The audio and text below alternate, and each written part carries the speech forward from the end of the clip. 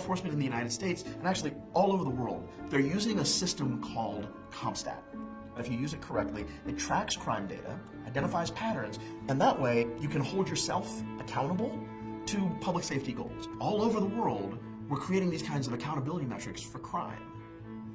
I would like us to measure instead justice. How do you do that?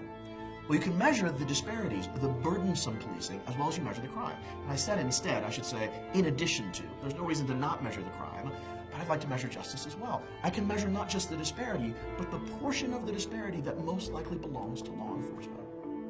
And that way, you've got a metric that you're optimizing for that says, I don't want to unnecessarily be stopping these folks.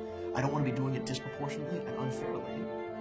And I can hold myself to reducing those disparities as much as it's on me to be able to do that.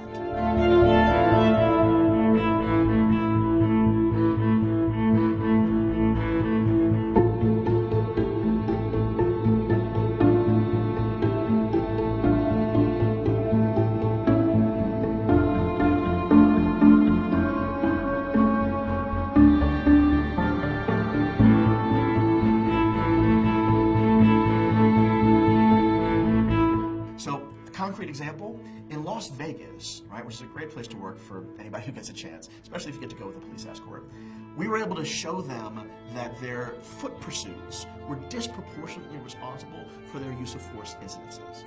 Why would that be? Well, if I'm in a foot pursuit, right, my adrenaline is going through the roof, my heart rate is pumping, and I know that the person I'm chasing is a bad guy. Because if I'm a cop, I think, who the heck runs from cops other than bad guys? Now, what that really means in actuality, even if the bad guy gives up at the end, they may be getting a shot to the kidneys for the price of making that run. So once we were able to show Las Vegas Metro that that's what was going on, they, along with their community, said, oh, we can change that. We can train the officers to just count to 10. The basic things you're supposed to do in a relationship so you don't yell at people, slow down, deep breaths, even don't touch the person before backup shows up. And the following year, that community and law enforcement collaboration produced a 23% reduction in police use of force across the board, not just foot pursuits. And that's become a national model throughout the United States for how you train on these issues.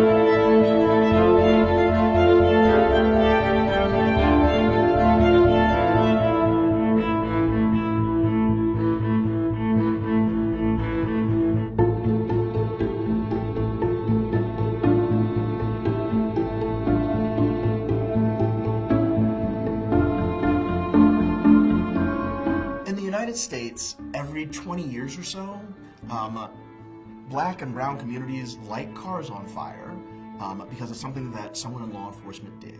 And frequently, it's more than one city. It's almost impossible for the elites to see it until it's right there in blazing fire in front of them because of the disconnect between these communities who've been under this strain for generations. These don't happen because somebody had a bad day. For those of you who aren't familiar with it, Rosa Parks didn't stay in her seat because she was tired. She was an organizer. She was an activist, right? She'd been planning that for over a year. As we talk about moving into a world in the fourth industrial revolution where integrated systems are necessary for economic survival, it would be absurd of us not to recognize that integrated societies are necessary for societal progress. Because things burn to the ground when those who have the least have no other voice.